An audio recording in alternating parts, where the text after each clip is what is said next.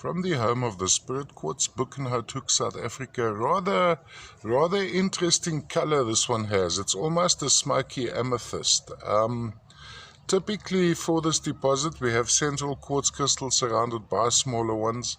Maybe in this case not so prevalent, but what is quite telltale to this locality is if you look into the crystals like this, you'll see there's a color centralization around the outside edges almost of the crystals, of course inside the crystal, and quite unusual kind of spirit quartz, almost a smoky amethyst, as I said earlier. A little bit appears to be almost a little rainbow inside there as well as we move it around. There you can see a little reflection, internal reflection.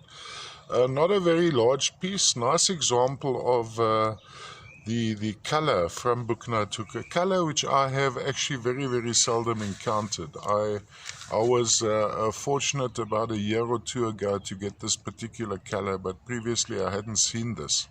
All the way from South Africa, from the home of the Spirit Quartz, Buchenhout and surrounds. Quite lovely, bright, lustrous quartz crystal. I think there's a minor contact on that edge running up there, but hardly noticeable. I think had I not mentioned it, you wouldn't have noticed it. Just go across like that. Quite lovely. Interesting color. Almost a brown going into a black, into an amethyst. So from this side you can clearly see the amethyst. There's almost some yellowishness there as well, maybe some hematite, goethite trapped inside, or maybe a mild coating of that.